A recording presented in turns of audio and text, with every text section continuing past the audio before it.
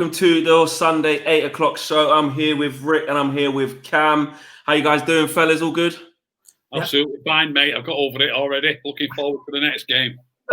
Cool. You got over it yet, Cam? Not really, but I guess nothing much we can do. But another game in 2 days, so let's get on with it. Yeah, exactly. Look, loads to get through tonight. We got to start at Jesse Lingard. We're going to talk, his future. Does it lie at Tottenham? Maybe Zenit St. Petersburg.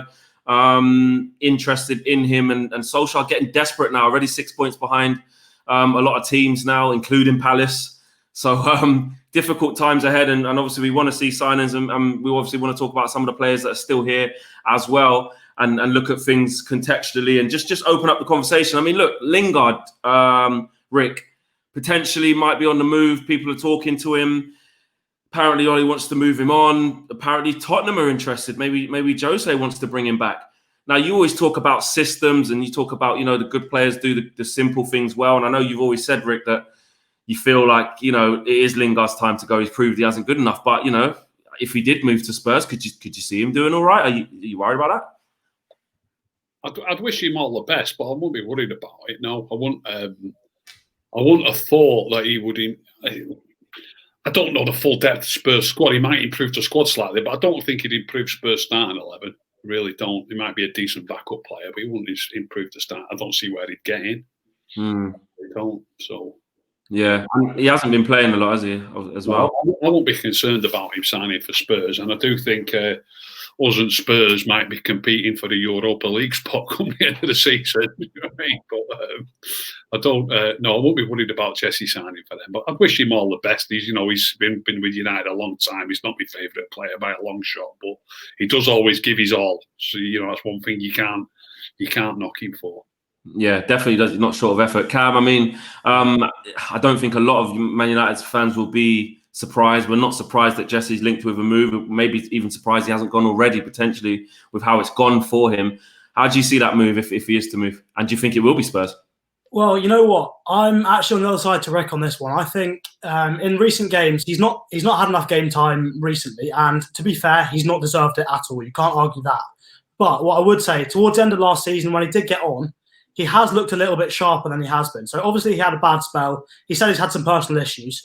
Hopefully he seems to have come through those. I think maybe in the Cup we'll get to see him against Luton. And I think if he is back to his best, then I don't personally see any problem with playing him on the left. Because right now, Rashford does not look in good form at all. For a while, he hasn't really done too much.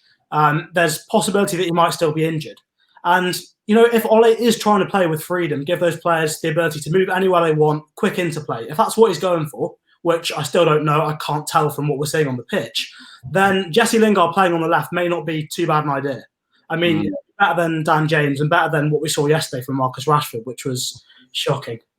There's the first one. There's the first disagreement there. I mean, your man Dan James there, Rick. Cam saying, look, he'll be better out there than Dan James would. Instant shaking head from you. I mean, would you like to see Jesse Lingard leave if it meant Dan James gets more game time?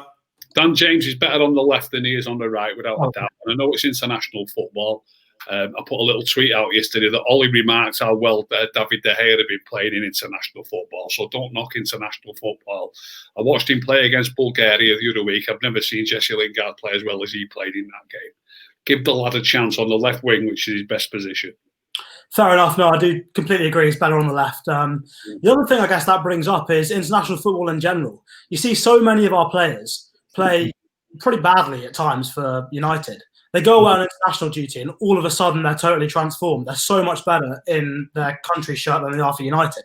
So, I mean, there's a lot of questions as to why that is. Why aren't United getting the best out of our players at the moment? 100%, yeah.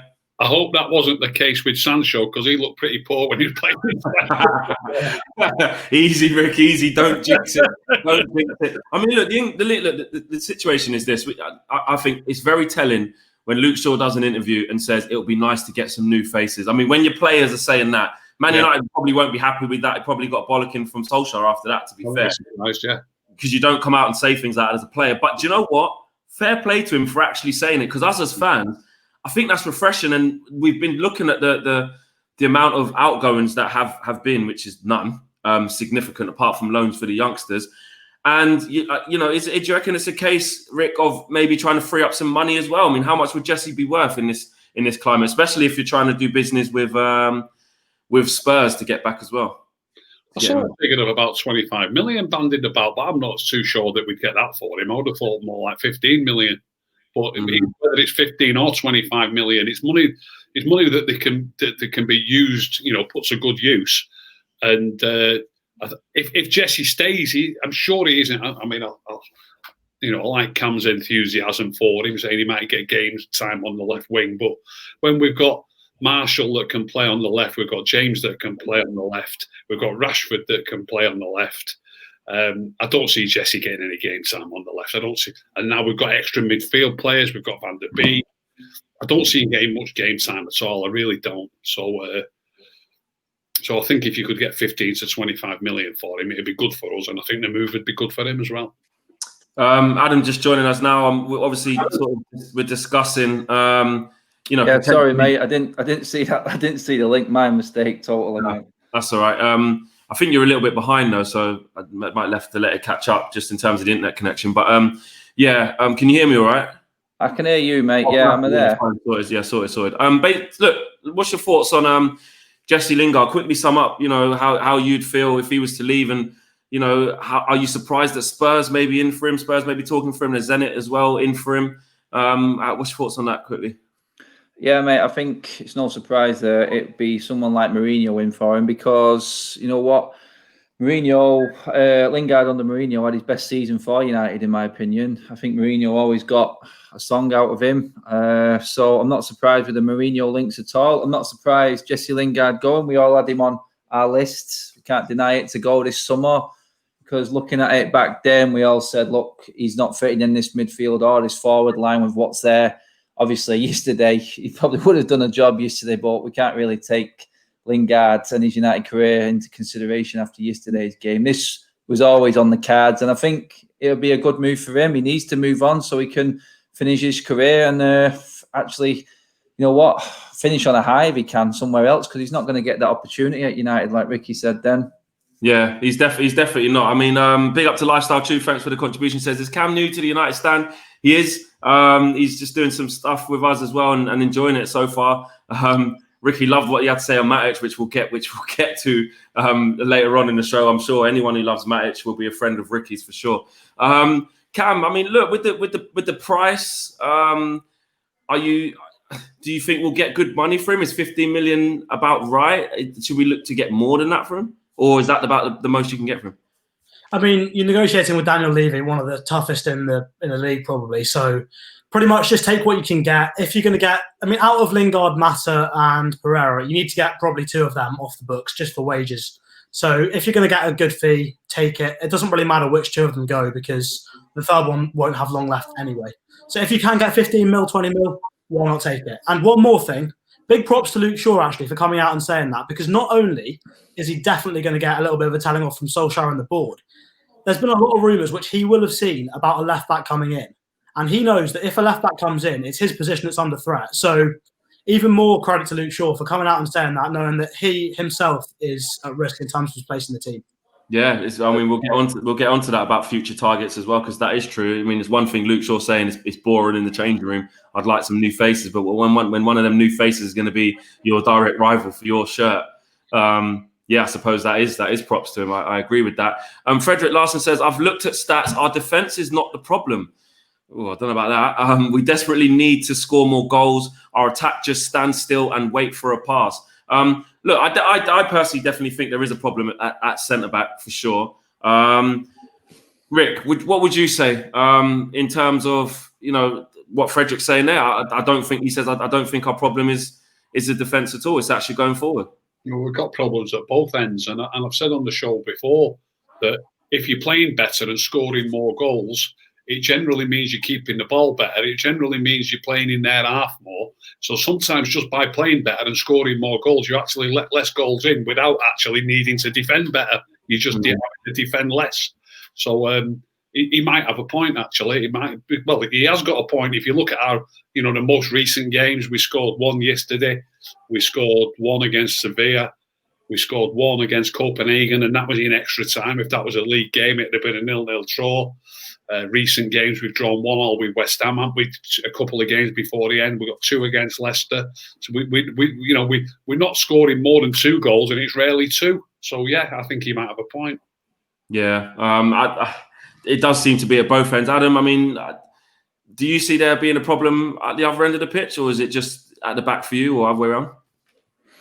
Oh, mate, there's a problem all over the pitch. It's not just at either end. I mean, I've gone in deep on what I thought about what happened yesterday. I blame Ollie, I blame the board, I blame the players, I blame absolutely everyone yesterday, mate. But there's a problem at the defence, obviously, and there's a problem going forward because, do you know what? And a lot of it does come down to Ollie because, you know what? Rashford's not been playing well. He's completely off. Something seriously wrong there. I've no issue with the lad's ability. I do think he has got what it takes, but he's obviously clearly not right.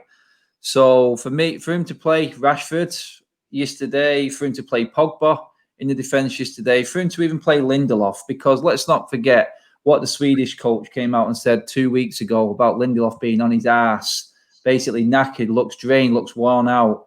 Pogba coming back from COVID is the only player I think in the squad who hadn't played any games. He didn't look right at all. Why is he playing? And Van der Beek, who played in the friendly and who has played international games and is fully fit and didn't have COVID, not on that pitch. Yeah, you know what I mean. So Ollie's got to take a lot of flack for that team selection yesterday, an awful lot, because there was options there that he could have made that would have made that different. You know what? Chris Smalling knows he's going. He's not part of the photo shoot, whatever it was that was out the other day. So it does look like that, but he's still a United player. Ollie's job is under threat. I can see Ollie being in trouble in 4 weeks, mate, the way it's going. He has to start acting and taking... He does, mate. He has to start acting. And these players... Yeah, sorry, mate. These players are walking into this team thinking that they're going to walk into this team every single week, no matter how they play. This goes to De Gea as well. I've had loads of stick about De Gea today and what my thoughts on De Gea were.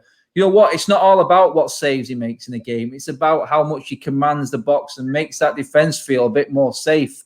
The whole back line, I got no qualms in being completely changed, including the goalkeeper next week, mate. Ollie, he's at a desperate stage now, mate, because he's not being helped up from up top. He's not backing him there. And the players, they'll still be there, mate, in a few weeks. But when you don't get it, you don't get maybe the backing in the transfer market, and then you kind of you have to rely on your coaching, your patterns of play, your tactics, to try and, you know, I was just watching I was just watching the Burnley game with Leicester just before we come on, and Alan Shearer was saying, like, you know, Burnley doing what Burnley do, which is with Sean Dyche oozing every little bit out of those players that he has. And it's almost like Ollie has to try and do that, almost to save his job at times through this season. Cam, Justin Monday says, why did Ollie even play Lindelof over Bailly?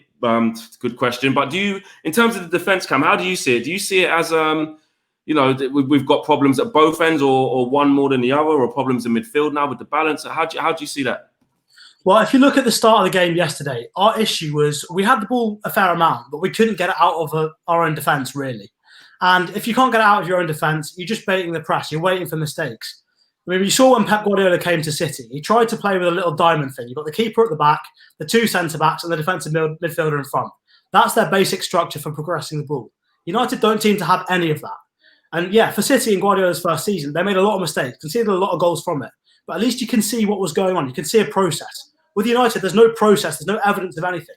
Every player gets the ball. They have to look up, have no idea where the rest of them are. They're often sometimes in the wrong places, different places to where they expect. So we're really just contributing to our own mistakes. And if you look at the first goal yesterday, it's very, very similar to the first goal we conceded against Sevilla. In both situations, our right back, against Sevilla, it was Wan-Bissaka. Yesterday, it was Fosu Mensah, I think. And they got drawn out far too far. No support from midfield in that area. Then the second man attracts Lindelof wide. There's suddenly a massive gap, and the ball goes to the far post for the winger to score. Very similar goals in both situations. Stupid mistakes again. The right back shouldn't be getting drawn so easily. There's no clear pressing strategy in there, so that's come from the coaching. Then Lindelof, when the man's running down the wing, you can't let that ball come back inside. Whether you take out the man, you go through the ball, whatever you do, that ball cannot come back across. Yeah. And once again, in the middle, there's no marking up. We've lost the man. it's just a catalogue of mistakes. But what's most concerning is it's the same mistakes again. We don't seem to have learned from what's happened previously. So to be honest, Flax, there's problems everywhere. Yeah. Same mistakes, same players. Exactly. Amitesh says we don't use our squad to its full extent. Yesterday, Juan Mata might have unlocked the defence better than Dan James. Thoughts on that, guys? And Bigfoot NJ says, hi, guys. I feel we made a big mistake by Maguire. Instead, we could have bought 2 good centre-backs from outside England market. The Glazers are killing United slowly. Rick, the first bit of that, the first super chat was maybe the likes of Mata could have, unlocked that defence. He wasn't even on the bench yesterday. And then your thoughts on Maguire as well, Rick? Was Juan Mata one of the players that he said wasn't ready because he only started training on Monday? He named 2 or 3 players, didn't he, that said only trained on Monday? Yeah, I don't remember him naming Mata specifically, but he did name some. He did say some. Yeah. So if Mata was fit and available to play, I don't think there's a better player in our squad, unlocking play at teams with tiny little passes and getting wingers in behind and things like that. Not one. Bruno and Pogba are both great, fairly longer balls and a bit more extravagant balls. But Mata buzzes around the edge of the box like he did, for example. Look, people might come on and say, oh, it's only against them. But he can only play against the teams that we're playing him against, can't he? He come on for 2 minutes against Copenhagen. It literally took him a minute to put Marshall through on goal, and we got a penalty. You know what I mean? So with a little pass, we need that. He's got that brightness about him, Mata. So yeah, when it comes to unlocking mass ranks, I don't think there's a better player in the club than Juan Mata to do that. And what do you think about buying Maguire, Rick? The second bit was, he thinks we wasted money on Maguire. I mean, be honest, what have you thought about him? I said at the time it was too much. We had an half-decent season, but look, I don't want to go in on it too heavy, but he's nothing like an £80 million centre-back. You know what I mean? What did they give for... If he's 80 million quid, what's Van Dijk? He's got to be 400 million, hasn't he, or something? 50 million.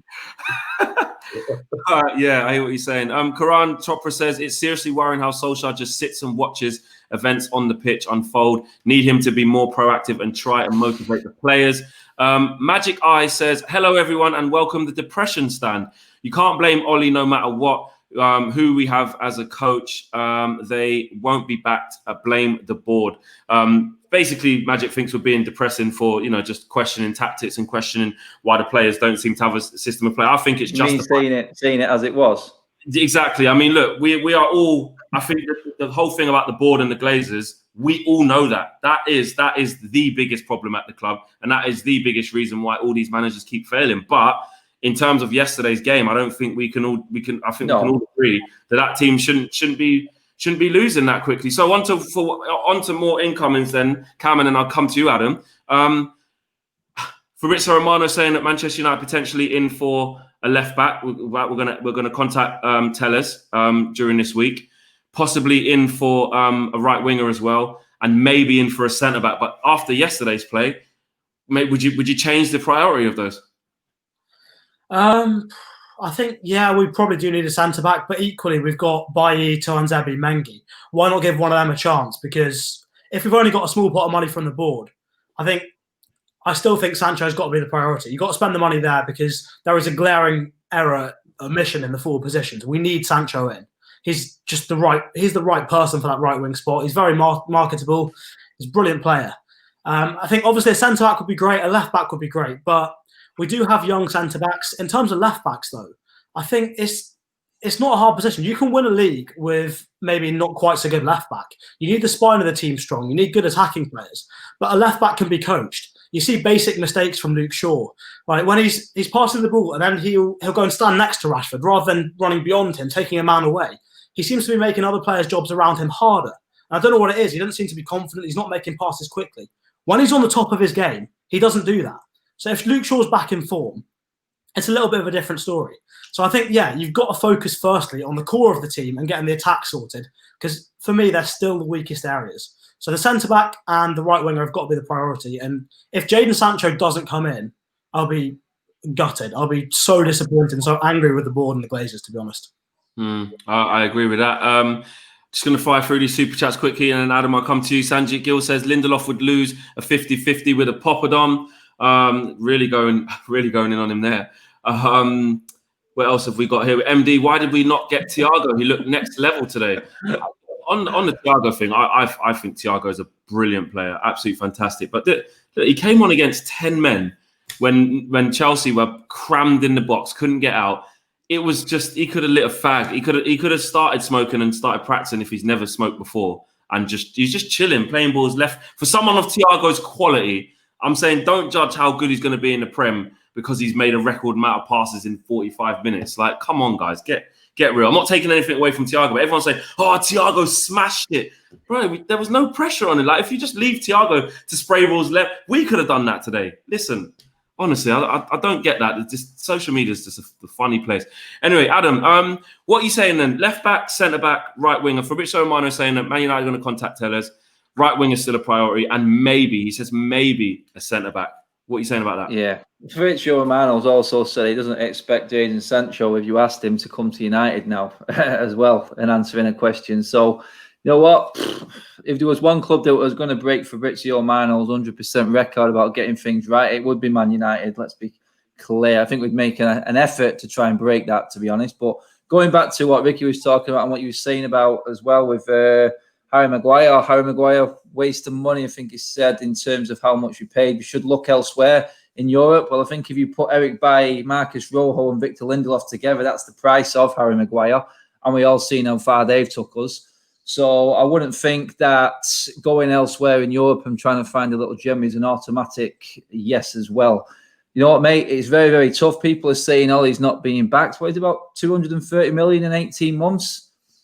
Crystal Palace had 7 key players missing yesterday, and you cannot beat that. So when we're looking at it realistically at yesterday's game, oh, come on, let's not make excuses. It was diabolical. You know, we had more than enough there. What yesterday showed was, and as we said it there just a minute ago, that it's the same issues, same mistakes. I tweeted out after 7 minutes, obviously when the goal went in, that nothing's changed. We're being battered. It's exactly the same. Everyone said it was reactional. But De Gea misplacing a pass, Pogba getting robbed at the back, Lindelof all over the place. You know, mate, nothing changed. And it didn't change from start to finish. We need, God, it's hard, mate, because United have a habit of bringing in quality players. They have the new player bounce, and it's great. We've seen it with every single one of Ollie's signings. They've all had the little bounce, and now they're all being brought back down to earth. And they're all playing at this ridiculously poor level, and I don't know what it is. But signings, you know what, mate? There's no guarantee that bringing these players in is going to change anything right now. There really isn't, because they're being thrown in. And I said I'd love to see Mengi in. You know what? Just to see it. Yeah. But then again, I'm scared to death because I don't want to throw the lad into the hot pan. Do you know what? It's not fair on him. And this is the problem. You've got this in terms of signings, mate. I know people will say, we need to spend the money. Buy anyone. Just get someone in. No, that's what we've been doing. We can't knee-jerk reaction this, as bad as it is and as horrible as it sounds. You know what? We cannot just go out and spend money willy-nilly, because we get it wrong constantly. And we're paying the price now for what Ed Woodward did when Ferguson left. We're paying the price for the Rojos and all them signings now. And you know what? I'm not surprised that they're dragging the heels over everything. I just feel like, it sounds horrible, but I just feel like they know that Pochettino's on a string. And if it starts going wrong, mate, they're probably thinking, you know what, we'll save the money. And I bet Pochettino can get more out of what we've got right now. Exactly. They'll probably want to save them themselves. Jamil Hassan says, Bruno leads by example. By attacking. Where's our other leaders in midfield, attack and defence? Pogba sulking after losing balls. Fergie would have slaughtered him. Streaming with Alex says Fosu Mensah was solid. He was getting forward and his cross led to our goal. I feel bad for Dan James. He's playing out of position. He deserves a chance on the left. Can't be worse than Rashford.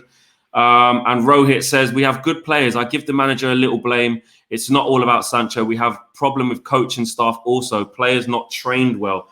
And this feeds into a lot. And look, I think it's an uncomfortable conversation because let me just keep reading it out. There's so many super chats here, and I'll come to you, Rick. Dave React says, for me, Ollie almost squeezed all he can from this squad. He set the tactics. It was up to the players to be disciplined enough to carry them out. So, and a kind of, a difference of opinion there. And then make sure I've done all of those. And Dave Jr. says swap Bruno with Ozil, which obviously is never going to happen. Marshall FC says instead of focusing on Thiago on Twitter Flex, you should be helping to get the Glazers out. I would take Thiago any day. Listen. How? How? Leave it out. Listen, with the thing, the Glazers ain't going nowhere. It started when they signed Thiago, and I put an ironic tweet out just to be. You shouldn't use sarcasm on Twitter; it doesn't work. I said Thiago. No. I literally said Thiago's going to be crap in the Premier League anyway, and then you get, oh, you don't know foot. I'm like, really, guys? Are you really this anyway? You can't use sarcasm; it don't work. Rick, How much of what's going on right now, before we look at the inquest and how we move forward and the balance of midfield coming up, Van der Beek, where he fits in, etc., how much of what's going on and what you've seen? Because Rick, you've been alluding to the fact that actually we haven't been playing well for a long time. We've got this thing of like unbeaten in however many games, unbeaten in this. We're not actually scoring free-flowing goals. We did play against poor opposition after Project Restart, and me included. You get sucked in as a fan, don't you? You get sucked in like, oh, we're amazing, we're doing this. When in reality, you don't want to have uncomfortable conversations about your coach and how good your coach is actually coaching. How much of what's going on, Rick, is to do with coaching, and how much of it is team selection or just not playing the right players, and how much of it is you just need to buy better players? All of that, all mixed in.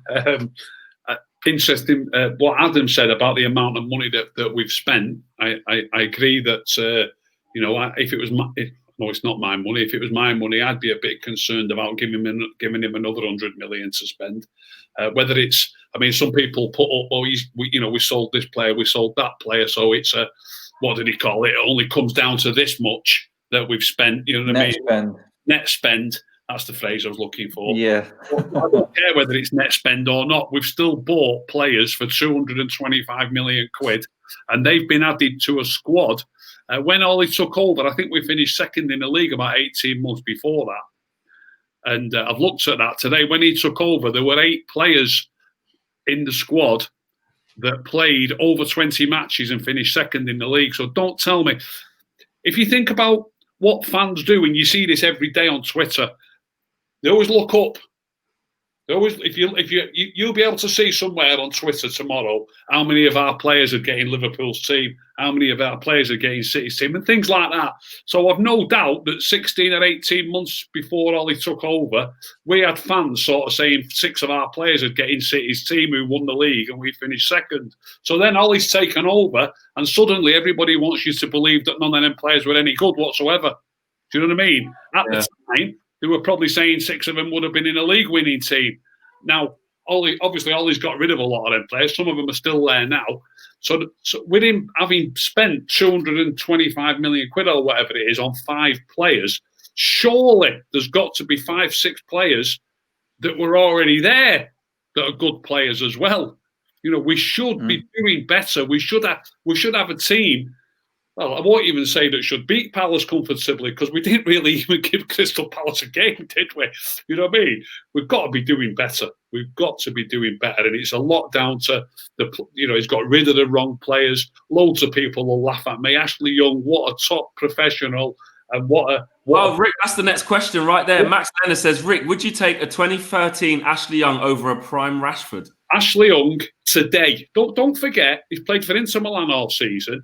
Inter Milan finished second in Serie A. If they were in the Premier League, they'd finish 3rd or 4th, probably, right? They're equal to us. Let's not beat about the bush. At least equal to us. They got to the final that we were trying to get to and got beat by the same team narrowly who beat us. There isn't a lot to choose. Ashley Young's playing week in, week out as a wing back and scoring a few goals and getting assists.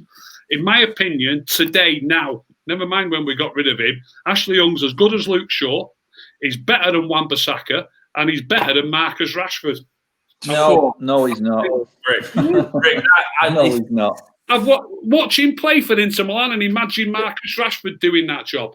Marcus Rashford is not the same player.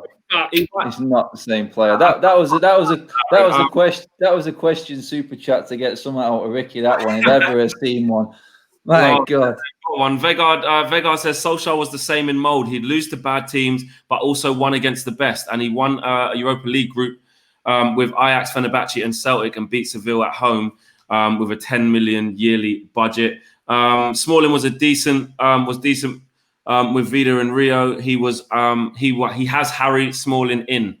I don't really tell you what, Flex. Tell you what, just to touch on what Ricky was saying there with Ashley Young as well, because I know Ricky's a big advocate of Antonio Valencia as well. Do you know what? You look at them players and how they were coached and who they were coached by, who they were managed by. And if you've got a history of being coached by the best manager to walk the planet, then you are going to have some good attributes. You're going to have a good mindset. You're going to be completely mentally strong upstairs, having had Sir Alex Ferguson behind you. These players that are coming through now, this shows, doesn't it? This shows you the chaos that this club is at right now. The manager, scattergun manager approach now. They don't know this formation to that. Are we doing this? Are we defensive? Are we keeping the ball 5 yards with Van Gaal? The mess that David Moyes, these players' heads are completely mashed because of what this club has done and how it's been run. It's as simple as that. You can see attributes of Van Gaal in some players. You can see Mourinho in some players. And you know what? Ben Ollie's just got everything else, the whole mixture. It's like a paella of all formations and tactics, in it, all thrown into one. You know what? Stability is shown in a lot of the Man United players, the old guard of United. Like Ricky said with Ashley Young and Valencia, both reliable in their day. And it's no surprise that Conte's gone for Ashley Young. He's perfect for him because he was to that manager. Exactly, and then he brought him over there. What he wanted. Yeah. Joshua Harper says 80 million on Maguire, 90 million on Pogba, 50 million on Wan-Bissaka, and we might need to replace the lot. Not surprised the Glazers started to take no to clueless managers. Do you know, it's interesting. Dylan Taylor says Ollie might not be the solution, but he's not the problem. Director of football is imperative. Woodward is not a football man. United Chuck Cross from Mumbai says not an excuse, but there was just a break of 35 days and players only had a holiday of 10 days. Not trying to take their side, but tiredness was evident. And Damon Clips to 2020 says, why do people want Poch? He won't even get backed. And then the last one, let me just make sure I get this before I come to Cam. That's it. Here it is. Stuart Taylor says, Ollie wants to play a high line, but doesn't have the players to do it. Pogba has to sit deep as we have no pace at centre-back, which hinders our attack. Look, Cam, look, you look at things from a tactical position. How much of this is on Ollie in terms of, and the coaching setup, and how much of what's going on right now? And I'm not just talking about yesterday's game, because it has been for a while now, if you actually break it down in terms of results. We haven't been playing well for ages. How much of it is coaching? How much of it is just new personnel on top of the money's already spent? For me, I think most of it has to be put down to coaching. If you look at the players United have somehow, since Ferguson came and left, the number of players that United have ruined from being fantastic players. You look at Angel Di Maria. Real Madrid, he was brilliant. PSG now, he's still playing pretty well. All the brilliant players United have brought in, and we've coached them all into mediocrity. And right now under Solskjaer, going forward especially, there's no game plan at all. He said consistently since he's come in, he wants to rely on the players to express themselves and play individually. Fine. If you're Real Madrid, you're Zinedine Zidane, you've got some of the most experienced players about, fine. They're used to making decisions like that, performing at consistent levels, and dealing with the pressure that comes with being given more freedom. However, these United players, they're all very young. They don't yet have the maturity or the consistency to be able to make those decisions every game. So they need some kind of framework, some kind of structure in place. If you look at Van Gaal, clearly, he's gone too far the other way. He was too restrictive with his tactics. He told players, you stand there, you don't move. Solskjaer's telling them, do whatever you want. You need a balance. You need to be somewhere in between the two of those. You need to be giving them a framework. So rather than dropping Scotty into the back three to try and play the ball forwards, that just deletes your midfield line, because then if Pogba's maybe 5 yards in front of the back line, he's just going to get pressed because he's the only midfielder we've got. Rather than doing that, keep Scotty in the middle, in front of the back. Then you can play forward slowly, get players in between the lines, stop Bruno coming deep when we're building from the back. Keep him in between the lines as a link player. Put some sort of structure in place, get the ball forwards. Then when you get to the final third, maybe then you can say, okay, Rashford, Greenwood, go and take on your men, do what you want, do your thing. But there's no structure in place to help these players do the right thing. And so to be honest, it's not really a surprise that we're struggling to play well when individuals are out of form. Because what we seem to be relying on far too much right now is individual players being in form. Yeah, it's the form, yeah. I mean, throughout last season, we saw Martial had a period of great form. Rashford had a period where he carried the team on his back. Dan James at the start of the season was fantastic. It's all, the whole way through with Ole, it's been individual players playing well. There's no element of system, players working together. We don't really see it. I want to know from Ole, what are you trying to achieve here? When you're going forward, are you trying to have quick interplay, little combinations between the players? And if you're trying to do that, fine. But get the attackers closer together. Rashford and Greenwood are too wide. Bring them closer to Martial. Bring Bruno closer into that mix. If you're trying to isolate Rashford and Greenwood up against their fullbacks, or Rashford and James, then do it properly. Make sure that when our fullbacks go and overlap, they go beyond the ball. They actually take the defender away, so it is a one-on-one. There seems to be no coaching, no actual element of, I want to achieve this, so this is how we're going to do it. It seems to me that Ole's basically just said to them, okay, go out on the pitch, express yourself. Fine, but that's not what a top-level coach with inexperienced players should be doing, in my opinion. Yeah, I agree with a lot of what you're saying in the comments. I agree with a lot of what you're saying as well there, Cam. Rick, do you, going forward now, and we've spoken to Fan Cam and Adam touched on it as well, where Donny van der Beek should play. Cam said the same thing in his Fan Cam, that Van der Beek has to play next game. Luton's a bit of a different one. Yeah, you expected him to probably get some minutes in the tank, should start that. But I'm talking about the Premier League game. You saw how good Brighton were today, by the way, as well. Like you tweeted earlier, Rick, it's not the same Brighton that we played the back end of last season. They've really got a system and a pattern of play. I could really see it with their wing backs, with Lamptey on that side. And, you know, I was even saying if Rashford's got some gears to go out, if he wants some change out of Lamptey at the moment. Where does Van der Beek fit into that midfield, Rick? And obviously with Matic as well, what needs to happen for you for us to start controlling games, Rick? I said a couple of weeks ago when we were signing Van der Beek that it could cause us nightmares, and it'll be causing Ollie sleepless nights. It really will. If he still wants to play with two wide players, whoever they might be, my favourite wide player at the minute out of all of them is Dan James, and no matter how he played yesterday, he should be playing on the left. But we'll argue about that differently. If he wants to play with two wide players, he's obviously got to have Marshall at number 9. We haven't got another decent. Well, Igalo, it's got to be Marshall at number 9. It's got to be Marshall. If you're going to play with two wide players, whoever they are. Obviously, you've got a back four. This brings me back to what I've said so many times on it. You can only play 11. Now, we've got to be more defensive in midfield if he's going to play Van der Beek. We can't play Van der Beek and Pogba and Bruno. We can't. It just will not work. It's not working too great, like I said it wouldn't, just with Pogba and Bruno. You know what I mean? If we put Van der Beek in there along with Pogba and Bruno, we might score a few goals. But let's be honest. Let's be completely honest about this. I mean, obviously, Cam wasn't on it, but I think you and Adam were probably in the same role, the same mood as everyone else when Pogba came back in, saying, imagine Pogba and Bruno playing together. And I said, it might work to start with, but it won't work long term, and it isn't working. We're not scoring enough goals. Goals haven't gone up; they've probably gone down. One a week we're getting. You know what I mean? So we're not creating enough chances. We're not scoring enough goals, and that's playing with Pogba and Bruno. What do? It's a bit childish to say let's throw another attacking midfield player in there. Do you know what I mean? How many attacking players can you have?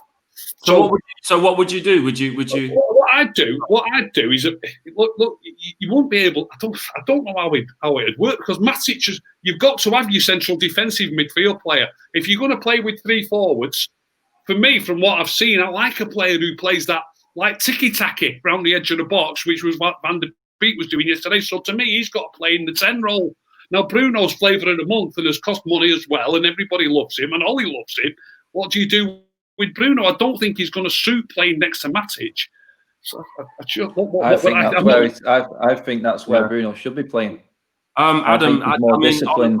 Adam, on Van der Beek. Well, just before I get to, I'll just go for some super chats and then it's over to you. Shaikh says, "Don't you guys think with other clubs signing and we didn't affect our players mentally as they would know they scraped into top 4?" Shaw also spoke about. Yeah, we did talk about that earlier for sure. Dane Grayson says Matic, Bruno, Van der Beek and Pogba in a diamond, sod wingers. he says. Just looking for a diamond. Again, to play that type of football, you need someone who's really going to be able to drill that and make that well drilled. A diamond can work if you've got the right players in the right system, but I'm not so sure we could just revert to that. People just trying to fit round pegs into square holes. Yeah. Yeah. Hey, no, stop stealing my line, Mickey. That's mine. That one. Jake Baker says Woodward, Thiago is a no. You've got McTominay, Matic, and Fred. That's plenty, Ollie. Hold my beer. Scotty, you're on for 90, lad. That's pretty much what it has been. Joshua Harper says we overrate players. We haven't controlled a midfield in how long? Pogba hasn't scored 7 out of 10 in a match. Hasn't scored a 7 out of 10 in a match for 7 straight games. Drop him and Van der Beek in. Interesting there. Ahmed says keep Bruno on the right wing potentially ? And a couple more here. Magic says serious question. If we get Pep on our team, do you think he can win us the league title in 4 years? If you say yes, then you need to understand it doesn't matter if you bring Churchill, he won't be backed. So I think Magic's problem is more on the board and not putting any blame to any managers or Ollie or tactics. It's not about tactics. To Magic, I think that person, he or she, is just kind of going on, just the board won't back any manager, and no matter who we get in, they won't be back. And there is an argument with that in terms of the backing for sure. But there's obviously an argument of would another manager get more out of the current squad? That's obviously a conversation as well. Adam, what do you think about the balance and who should play where in the next game? And I mean Brighton, Luton doesn't count. Yeah, I mean, just going on that, the board thing there as well, and touch on what Vicky said in a second. But yeah, if we're talking about the game yesterday, we're talking about, I think yesterday was the first time we scored a goal in open play since Jesse Lingard nicked it off Schmeichel on the last day of the season. And even yesterday there, the assist came from one of their defenders. It wasn't a great ball. We just got lucky. It was just a punt into the box. But you know what I mean? Vicky touched on there. Ollie must be having nightmares about having to fit all these players in. If he's having nightmares, then he needs to go walk his mate. Because if you can't handle a squad of quality players, then you don't belong at Manchester United. It's as simple as that. He's the one who brought Van der Beek. He knows he was coming in. And you know what? There is a role for Van der Beek. And right now, it shouldn't be a nightmare. Yeah, it should be a dream. There's no people are laughing at us talking like that right now because it's an abundance of talent, and you have to be able to see the picture. You have to see the wider picture. Pogba gets dropped to the bench. It's as simple as that. If you're not playing good enough, then you come out of the team. I agree with Ricky on the point where all three won't always work. There'll be games, you know what, when we can go for that. But right now, we're just not settled enough to do that. We're just nowhere near in.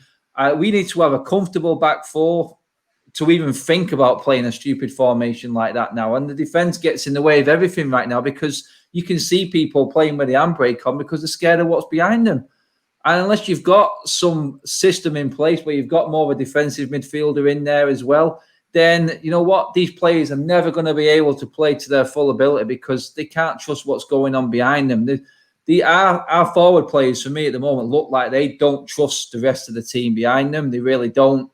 And you know what? It showed yesterday because not one of our forward players tried to go past the man. We didn't take a chance. We didn't do anything. We didn't try anything different. We just tried to play too safe, like we were scared. Van der Beek, I sort of agree with Ricky on the 10 role. I would put Bruno back. I think Bruno's more disciplined than Pogba. I think the way he was tracking back and tackling yesterday, I do like his energy and how much running he puts into a game. So an 8 role would suit Bruno for me, no end, because he's one of them. He's a little bit ill-disciplined at the moment because he's trying to do too much. Yeah, he's trying to go everywhere, isn't he, and do everyone. And that's the thing. He's trying to do everyone's job. Someone needs to get hold of him and say, look, you've got a role in this team. We know your qualities. Do your job. But no one knows what their job is at the moment, and that's the problem. It's completely mixed up from defence to forward line. Martial is getting no service. Then when he gets the service, he just looks rusty because he's not got enough of the ball. He's literally got no link-up play at all. Rashford, he needs dropping as well. One second. He needs dropping for his own good. Second, I just got to read the super chat before it goes off my screen. Figo Manuel, nice contribution. Thanks for that. Says, play Pogba DM. Bruno and Donny, number 10. When Pogba won the World Cup, he was their most defensive midfielder. Yes, even with Kante, Bruno's best position at Sporting and Portugal was 8. So, feeding into what you were saying there. Yeah, but also to go slightly against that, look at that team that Pogba had around him playing that role. Like I said, a well-drilled Didier Deschamps settled French team, which was immense from front to back in terms of stability and quality. You had Matuidi as well there just to help out defensively as well, to give Pogba a little bit more license to go forward. So, I mean, the midfield itself was built around Pogba, so he could basically do his thing. So yeah, exactly. Which, again, this is why it's all about systems, isn't it? Surinder Singh says, you think it's bad now? Wait until it comes to renewing Bruno's contract. He would leave eventually. Big up to Kerry Brindle. She is the newest member of the United Stand Members Club. And Brandon B says, what we need is a Ted Lasso. Big up KG. On a serious note, we need a CDM to work with Matic. Also, I think we need better coaching staff. I don't think current staff. It always comes to that, doesn't it? The coaching. Yeah, it is coming to that basically. And just a quick apology, guys. The super chats I'm in stream, they come up so quickly, and they don't always come up where I can click them on. So they come up at the top of my screen as well. So apologies if I don't get them up. Suyash says, Pep will straight away make our fullback inverted and free Pogba and Bruno, but Oli is stubborn with his failed tactics. Pogba got more goals with Jose. And then Orlando Foster says, Bruno is more disciplined doing what exactly? Bruno's role doesn't have any discipline. He plays a free role. One game he played defence. And Gustav says, the Brighton and Sheffield United game showed that there is great potential to our team. We need to find a way to replicate that tactically, which I do agree with. Cam, what do you think about the balance of the team and who should play where? And does Oli have a nightmare, or like I said, it should be a dream to pick from good players? But does he have a conundrum now to sort out a midfield? Do you agree with Ricky that Matic should be in this team, that Dan James should get a run on the left-hand side? Does Oli need to change this up now? Well, look, I agree with what Adam just said. Bruno, at some point, especially when we're building from the back, he needs to stay in his position. If he moves out of that number 10 role, there's suddenly no link from the defence to the attack. There's suddenly just a massive gap in the middle. And when you play with a 4-2-3-1, defensively, you've got an extra line there because you've got 2 midfield lines. You've got the 2 and then the 3. What we're doing is we're having Scotty back and then isolating Pogba. So defensively, we haven't got the protection of the extra line. And when we're trying to build, there's suddenly a massive gap between an isolated Paul Pogba and everyone else in front of him. Because Bruno's often not in his position. He's somewhere out on the left. And even when he is there, they're still too high up the pitch.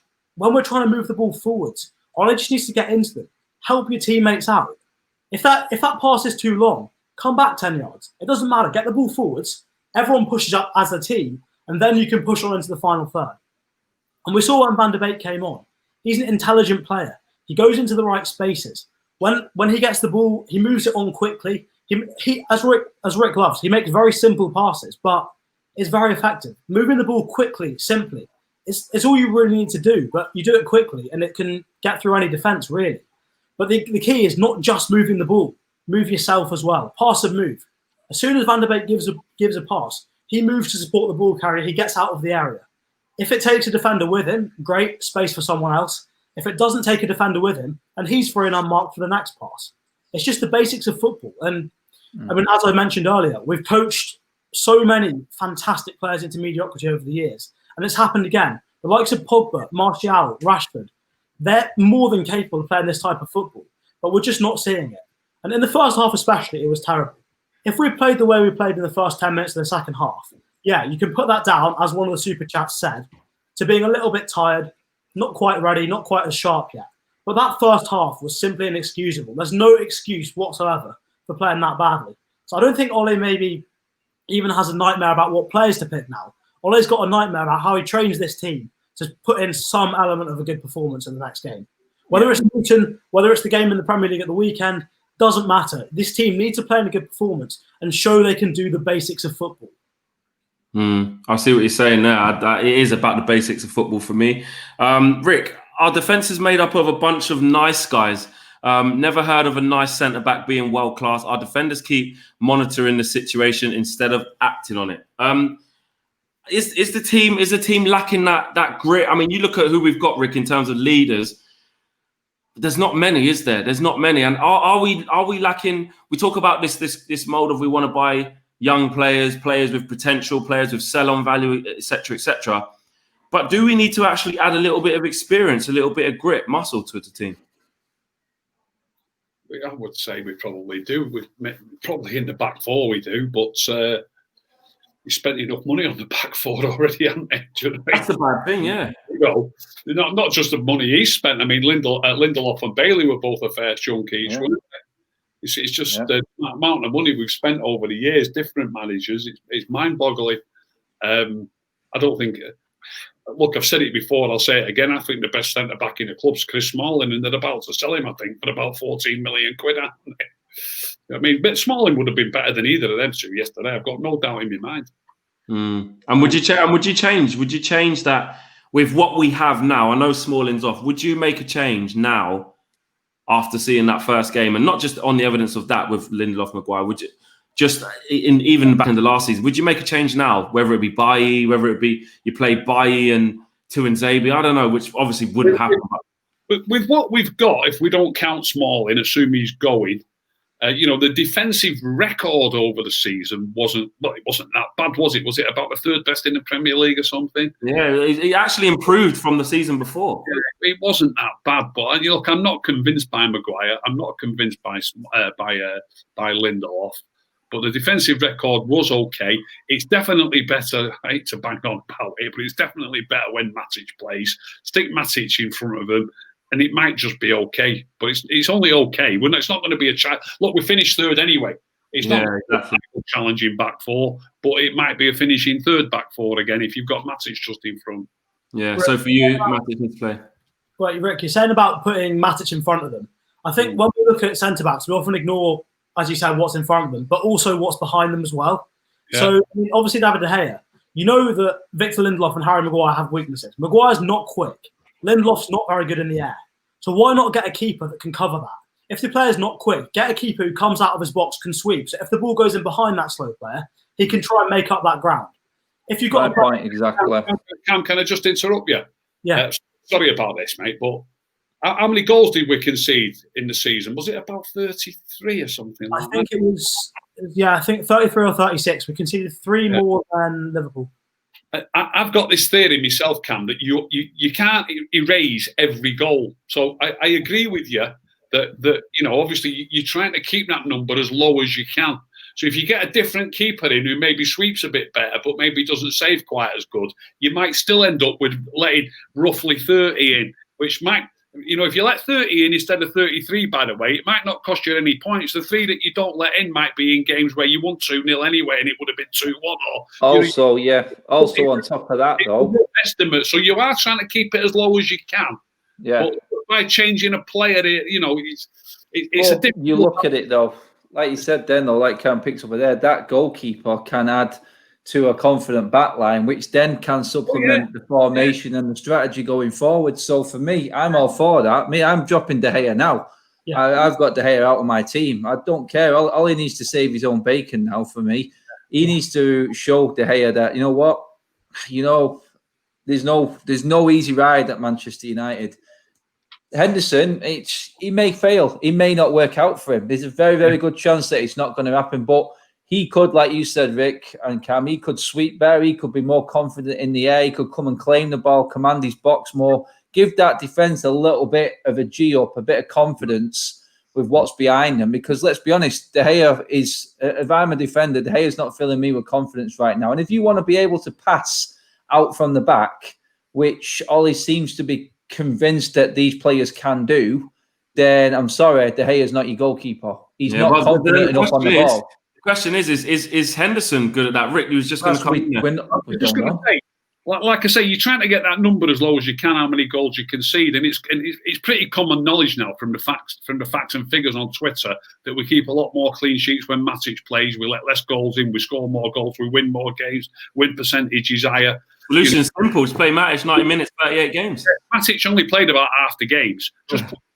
He might not be able to play a full game every week. He might not be able to play every game. But we've got to start somewhere. Now, this week, we're playing Brighton away. Matic has got to play. Now, going forward, you play Matic in the league as often as you can for however long it goes on into the season. So that 33 might come down to 26 because obviously that's what it would have been last year, going by the ratios of when he played and when he didn't play.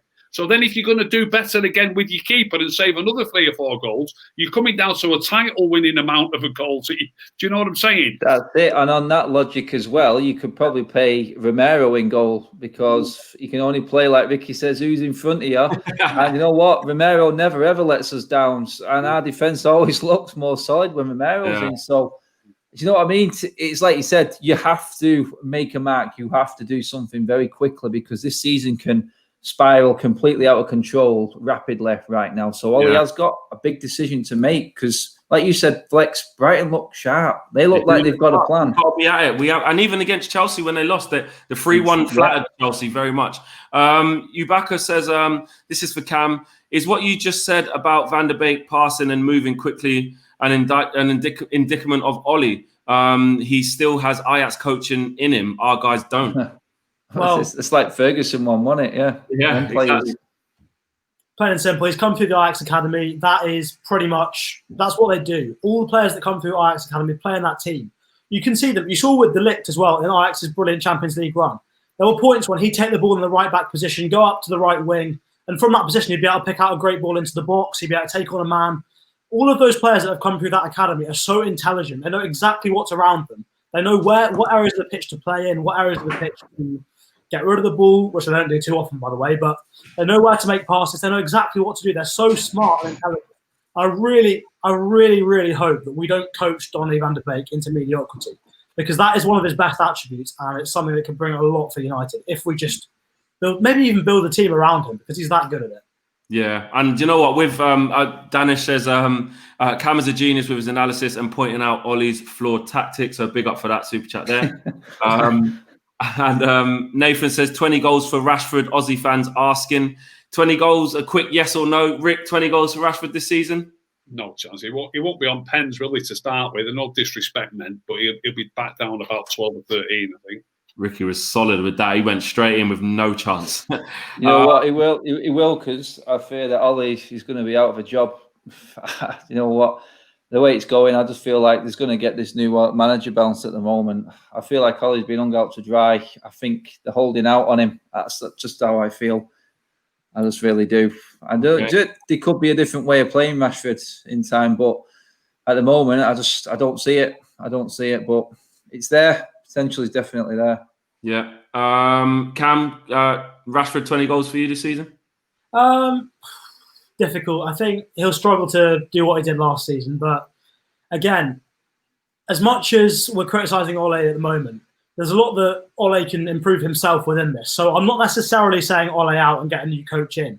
He's got a lot of flaws and a lot of things he's not doing well. He can improve that, but we can't lose focus on the main problem here, which, as Adam just said, Ole is being hung out to dry by the Glazers. They're not giving him the backing.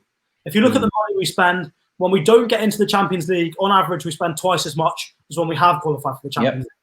The board aren't completing the rebuild that we need. If you get him these players and he still can't do anything with it, then fine. Well, you're well within your rights to sack him. You've given him the money, give him what you want. Ricky, not for you.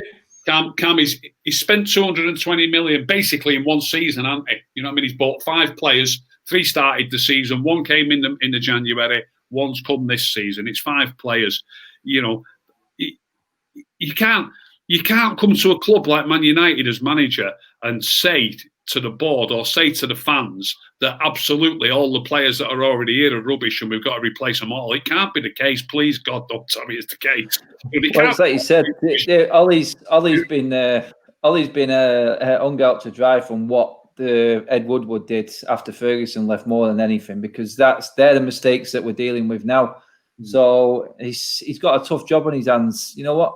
We could get like what Jose Mourinho got today from after the performance against Everton. You know what? We could come back with a bang next week. We never know. But you know, you're looking at it still, and you want to see a plan, don't you? You want to see a system in there that's you can obviously see where we can't at the moment. It's just like you didn't say freestyle, do you? But it's literally what it sometimes feels like. He's relying on a bit of class from one of his superstars to individual moments, waiting for moments, it seems, and you can't rely on moments consistently throughout a whole season, can you? Ryan Ferrin says we need to be playing fast ball players. Chris Smalling and Eric Bailly gives us that at the back. I'm sorry, Harry Maguire and Victor are not good enough. Anthony Tracy says Pogba is a top player, but he plays too slow a tempo for our team. He puts a foot on the ball before picking a pass. We need to move the ball on. And then another one right near the end of the show now, guys. This one here. It's a big one as well. Where is it? The super chat's just all over the place here. All right, I'm just click it up here. This is from Jordan Such. Hi, Flex. When we lost to Burnley at home, the excuses were we didn't have Bruno and Pogba was out injured. Well, both started yesterday, and that performance was probably worse than the Burnley. Owners, coaching, and players are a joke. And look, you know what? I think that's what I mean. You got to look at things in context. That people saying that, the board and Ed Woodward and hanging him out to dry and all of this stuff. But listen, this is the same Crystal Palace that came to Old Trafford when there were fans there, and the same result happened. And against 4-4-2, every time Crystal Palace went forward, they didn't score a lucky goal against the run of play, and then we penned them in, hit the post, bad refereeing decision, unlucky day at the office. We were in all sorts of danger every time they went forward. That's structure, that's coaching, that's patterns of play. I'm not omitting the Glazers of any. We know the blameless on them. I'm just saying the manager's still got to be a little bit responsible and hold accountability for the team, surely. Toby says Bruno is on fraud. What loses the ball all game, scores a pen, and 10 out of 10 performance. Our fans are deluded. Ollie is not inexperienced. He has been a manager for 10 years and it's still crap. Ricky, you was about to say something. Yeah, if as Cam was saying, we need to buy another couple of players. If Ollie buys 2 more players, he spent multi-millions. It'll be about 300 million by then on 7 players. If you think of 7 players, and then if you look at the players that he inherited, I'll name the ones that are rated by a lot of people. Some people might say, well, he's no good anyway. But he's inherited Pogba, he's inherited Marshall, he's inherited Rashford, I like Luke Shaw, he's inherited Luke Shaw, David De Gea. He's inherited. And also, I like some of the players that he's got rid of as well, by the way. But, obviously most people will say they were no good. But, if he buys 2 more players and he spent what that would be by then, at least 300 million, I guess, on those 7 players, allied to the ones that he inherited that are good, we should be competing for the title, not just competing for top 4. Yeah. Listen, guys, it's been a great show. Great stuff. It's absolutely flown by, and I was absolutely whizzed by. Thanks to everyone for the contributions. And it's good. It's good to kind of just shift the focus. I mean, look, we're all on about the Glazers, and rightly so. But I think today we kind of broke it down and just looked at some other issues that are going on, and not just the main. And I repeat, the main issue that we all know about, which is the board and the Glazers and Ed Woodward. Guys, we've gone over an hour, so we're going to get out of it. Over 12,000 people watching still at this stage. Absolutely great stuff. Thanks for joining us, fellas, and we will see you all very, very soon. Take care.